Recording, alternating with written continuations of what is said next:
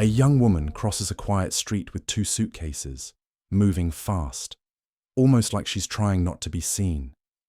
She has no documents, no phone, no plan, just the weight of those bags and the urgency in her steps. She's 18, alone in a town that isn't hers, and she's desperately looking for heroin. Minutes later, a pharmacy sign glows above her. A receipt prints. A hand closes around a syringe. From there, the path leads to an apartment. A door opens and shuts. Inside, there are no cameras, no witnesses, only a small stretch of time that investigators would later try to reconstruct from traces left behind, and from stories that never quite matched. At some point, she shifts like she wants to stand, like she's ready to leave. Then, something happens.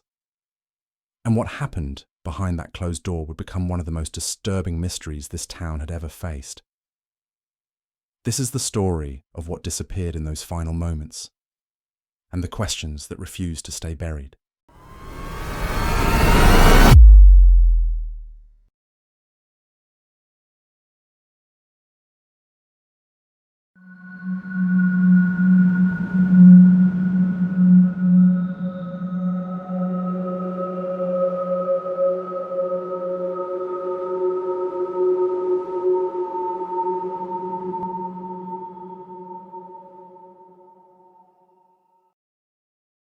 Are you ready for the darkest stories Britain has to offer? Introducing our new book, Unreal True Crime, British edition, 35 shocking true murder cases that will keep you on the edge of your seat, available now on Amazon and paperback and Kindle. Or grab your instant PDF download from our website. Links are in the description below. Don't miss out. Get your copy today. And now, let's continue with today's case.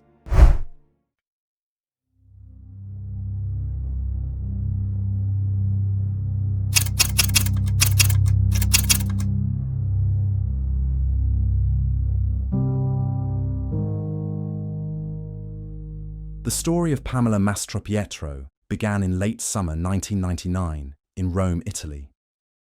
She was born on the 23rd of August in the San Giovanni district, a busy neighbourhood of apartment buildings, small shops, and traffic that never really slept. Her parents, Alessandra Verni and Stefano Mastropietro, were part of the working middle class that kept the city running, moving between jobs, family duties, and the everyday worries of life in a big capital. They were not famous or wealthy. They were simply a young couple happy to hold their newborn daughter in their arms. In those first years, Pamela's life looked like many other Roman childhoods. She had relatives nearby, and there were family lunches, birthdays, and holidays spent between city streets and short trips out of town. Photos later shown in the media captured a little girl with a bright smile, dark hair, and expressive eyes. Family members described her as affectionate and sensitive, a child who cared about what others felt and who loved animals and drawing. She started elementary school in her neighbourhood and seemed like an average student. She learned to read and write, brought homework back to the kitchen table, and sometimes complained about teachers, like most children her age. There were friends from class, games in the courtyard, cartoons on television in the afternoon. At this stage of her life, nothing suggested the tragedies that would later tear her story apart. As she moved into her early teens, the usual tensions of adolescence began to appear. Pamela became more independent and more curious about the world outside her home. She went to middle school and then high school in Rome. Friends and family later remembered a girl who was intelligent and creative, but also very sensitive, someone who felt emotions strongly and sometimes struggled to manage them. Around this time, her mental health started to suffer. Doctors eventually diagnosed her with borderline personality disorder, a condition that often brought emotional highs and lows, fear of abandonment and impulsive behaviour. At the same time, she began to experiment with alcohol and drugs. She later told specialists that she had used alcohol from around 12 years old, and moved on to other substances in mid-adolescence. What began as experimentation slowly turned into dependence.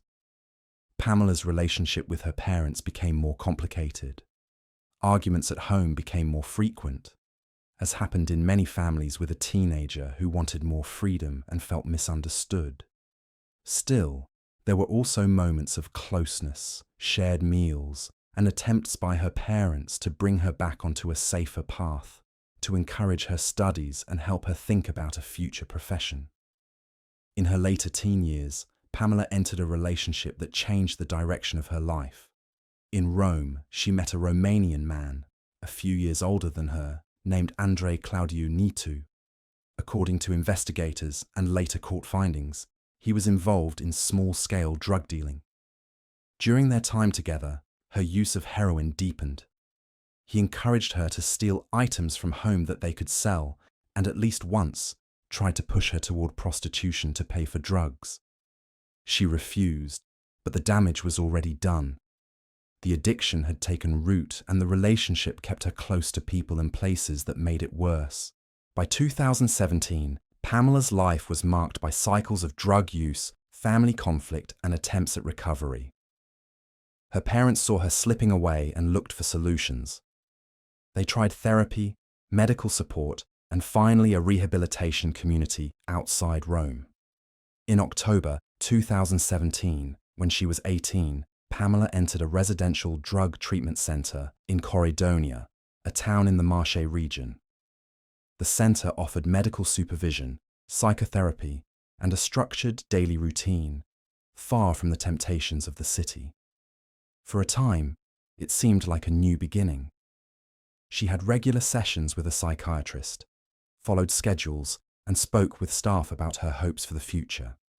Her mother later said that she believed this community could save her daughter. Whenever she visited, she tried to encourage Pamela and remind her that a different life was still possible. The rehab center stood on a hill, surrounded by countryside. For many residents, it was a place of slow, hard recovery.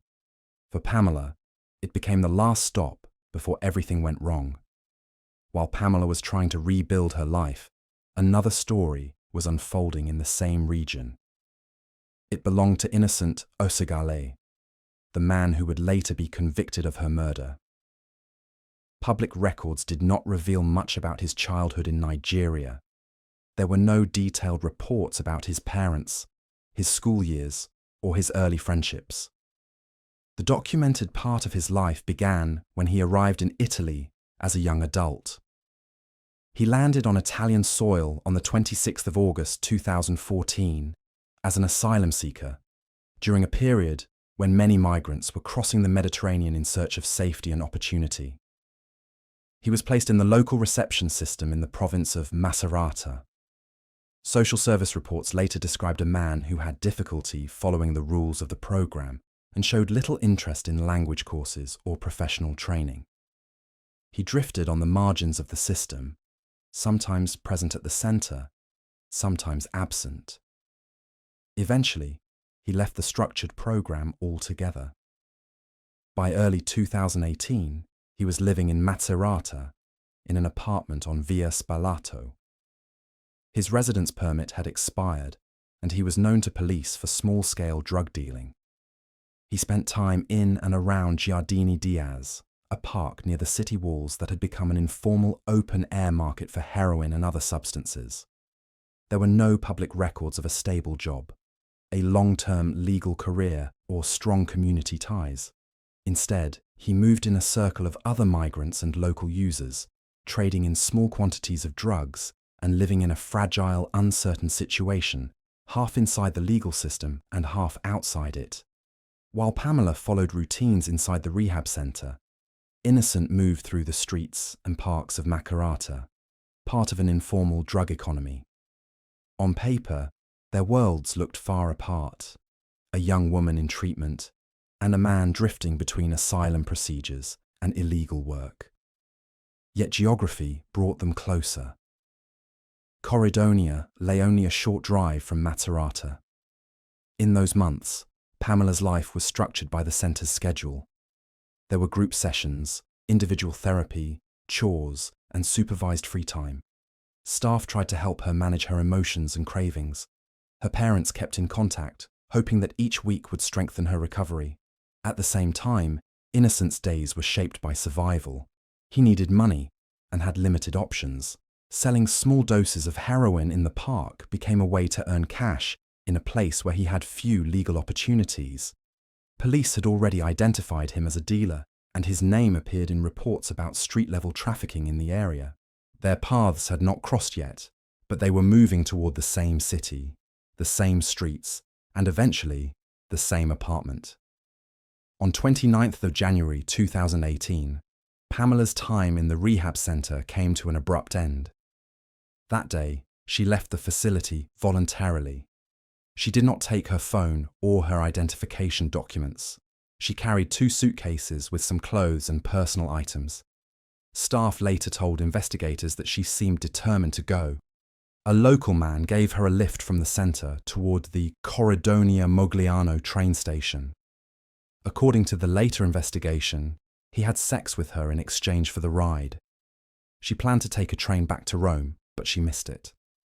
A taxi driver then offered to drive her and also had sex with her.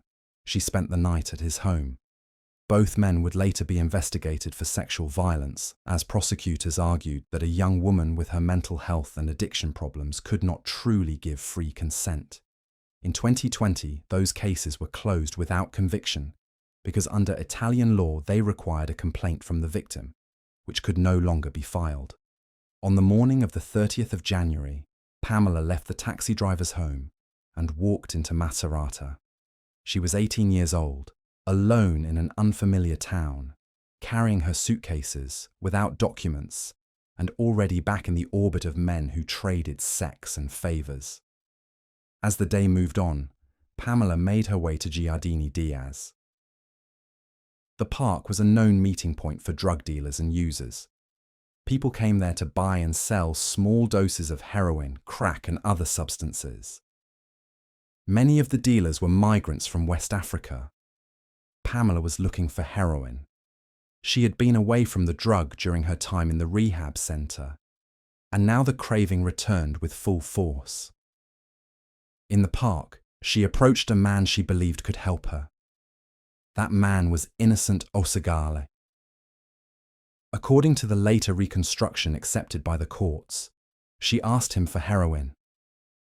He did not have any on him at that moment, but he said he could get some. He contacted a compatriot, Desmond Lucky, who supplied the drug. They went by a pharmacy where Pamela bought a syringe. Then she followed Innocent to his apartment in Via Spalato. In the apartment, Pamela injected herself with heroin. What happened in the hours that followed became the central question of a long legal battle. There were no cameras inside the flat, and no neighbors reported clear sounds of a struggle. The picture came from forensic evidence, from Innocent's changing stories, and from the testimony of his later cellmate, the former 'Ndrangheta boss and cooperating witness, Vincenzo Marino. The courts concluded that Pamela had been in a state of physical and psychological inferiority after the injection. She was vulnerable and heavily sedated. In that condition, Innocent had sexual intercourse with her. Judges later ruled that this act was not consensual and that it amounted to rape. At some point, Pamela tried to leave the apartment. She wanted to go home. According to the autopsy, she suffered at least 2 knife wounds to the abdomen, which struck her liver and caused massive internal bleeding. The courts held that Innocent stabbed her during a struggle, and that those wounds, combined with asphyxiation, caused her death. Innocent later claimed that she had died of an overdose and that he panicked. He admitted cutting up her body and cleaning the apartment with bleach, but denied any intention to kill or any sexual violence. The judges examined the medical reports and found that the stab wounds were incompatible with a simple overdose. They rejected his version of events. After Pamela died, the apartment on Via Spalato became a crime scene, even if nobody knew it yet. Innocent began to erase traces. He washed parts of her body with bleach. He tried to clean the floor and surfaces. Then he carried out an act that would horrify the country. He dismembered her body and placed the pieces into the 2 suitcases she had brought from the rehab center.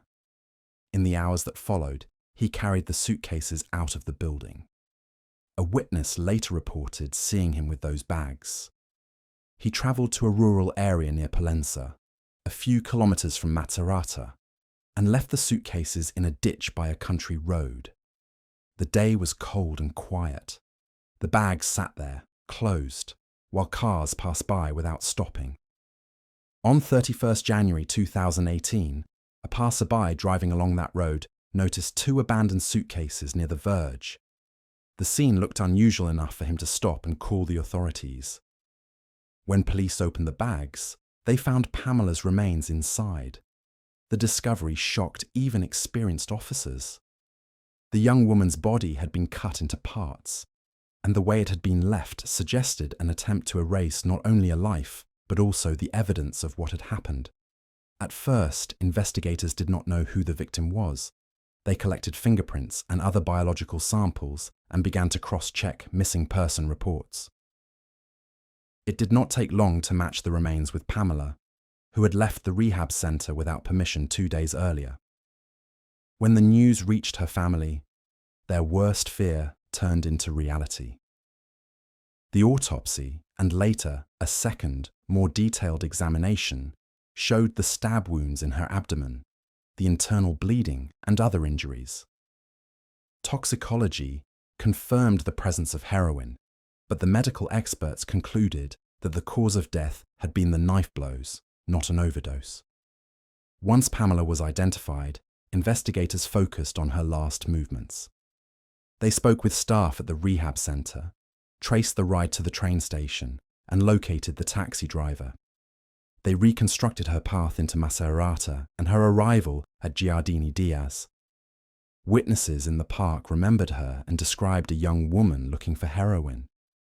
They also remembered the man she had approached, Innocent Osegal. Police examined security camera footage from the area. They saw images of Pamela moving through the city and of a man who resembled Innocent. They established that he lived in Via Spalato and obtained a warrant to search his apartment. Inside, they found bloodstains and some of Pamela's clothing. Forensic tests later confirmed that the blood matched hers. Officers arrested Innocent in the stairwell of the building on 31st January. At first, he faced charges related to the desecration and concealment of a corpse and to drug offences. As the medical reports came in and the evidence grew, prosecutors added charges of murder and sexual violence. Soon after, police also detained 2 other Nigerian men, Desmond Lucky and Lucky Awolima, on suspicion of involvement in the murder, body disposal, and drug dealing. Over time, the investigation narrowed their role to heroin trafficking. They were eventually convicted for drug crimes linked to the case, with multi-year sentences, but acquitted of any complicity in the killing or dismemberment. In prison, Innocent shared a cell for a period with Vincenzo Marino, the former Calabrian mafia boss who had decided to collaborate with justice. Marino later told investigators and the court that Innocent had described the killing in detail, including the stabbing and the moment he began to cut the body. The judges considered this testimony, together with the forensic evidence, when reconstructing what had happened in the apartment. The trial opened in February 2019 before the Court of Assizes in Macerata. The courtroom was packed with journalists, local residents, and Pamela's family. On one side sat Alessandra and Stefano, supported by their relatives, including Pamela's uncle and family lawyer, Marco Verni. On the other side sat Innocent, accused of murder, rape, and the vilification, destruction, and concealment of a corpse. Over weeks and months, the prosecution presented its case. Forensic experts explained the stab wounds, the bleeding, and the evidence of cleaning with bleach. Pathologists described the effects of heroin on the body and why, in their view, the drug alone could not have caused Pamela's death at that time and in that way. Investigators detailed the search of the Via Spalato apartment and the discovery of Pamela's clothing and blood. Marino took the stand and recounted what he said Innocent had told him in their cell. The defense tried to undermine his credibility, pointing to his criminal past and possible motives to lie. The judges had to weigh his testimony against the physical evidence and the accused's own statements. Innocent admitted that Pamela had died in his apartment and that he had dismembered her and thrown away the suitcases. He repeated that he had acted out of fear after an overdose and denied any intention to kill or to rape her. The court did not accept his explanation. In May 2019, the judges found him guilty of murder, sexual violence, and the crimes related to the treatment of the body. They sentenced him to life imprisonment with a period of daytime solitary confinement. The case then moved through appeals. In 2020, the Court of Appeal in Ancona confirmed the conviction and the life sentence. Later, the Supreme Court reviewed the case, upholding the murder conviction, but asking another appeals court to examine again the aggravating circumstance of sexual violence. That second appeal took place in Perugia in 2023. The judges there again concluded that Pamela had been raped and confirmed the life sentence. Finally, in January 2024, the Supreme Court rejected the defense's last ordinary appeal, making the sentence definitive. In early 2025, it also rejected an extraordinary appeal seeking to remove the sexual violence finding. Innocent remained in prison under a final life sentence for murder, rape, and the destruction and concealment of Pamela's body. While investigators were still working on the case, another act of violence hit Macerata.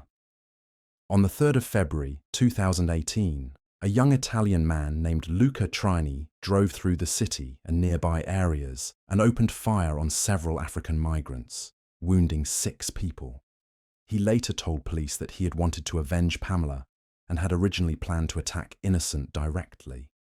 Instead, he targeted strangers whose only link to the case was their skin color and origin. Trini had a history of involvement with the far right and had once been a local candidate for the Lega Party.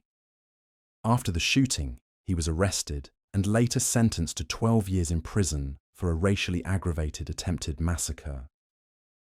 His attack turned the already shocking murder into a national symbol, mixing discussions about migration, race, violence, and politics. Media outlets filled front pages and hours of television with Pamela's face, the details of the dismemberment, the image of Trini draped in the Italian flag, and the debates around migration policy. Some commentators linked the crime to supposed Nigerian mafias or ritual practices, even though courts never found proof that the murder had been ordered by an organized crime group or had any ritual aspect.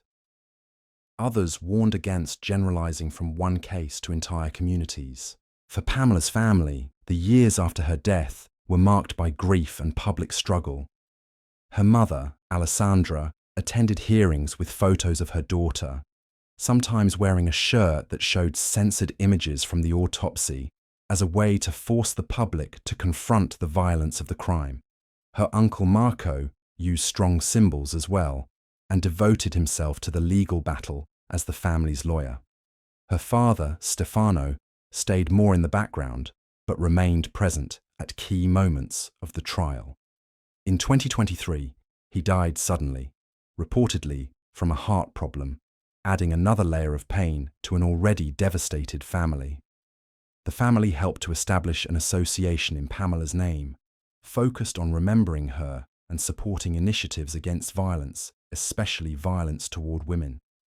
In 2019, her story was also brought to the European Parliament during an event for the International Day for the Elimination of Violence Against Women, where speakers used her case to discuss femicide and the protection of vulnerable young women.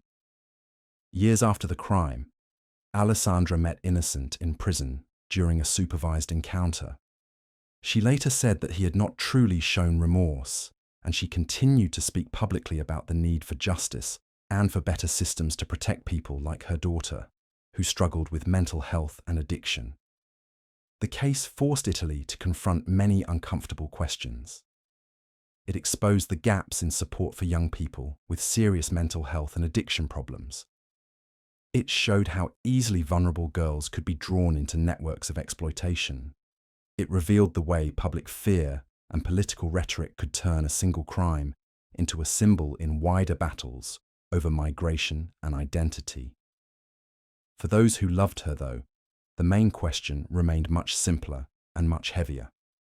They remembered the girl who liked animals and drawing, who smiled for family photos, who wanted, at least at times, a normal future. They had to live with the knowledge that, on a single day in January 2018, a chain of decisions and encounters had taken her out of safety, into a park, up a staircase, and into an apartment from which she never came back.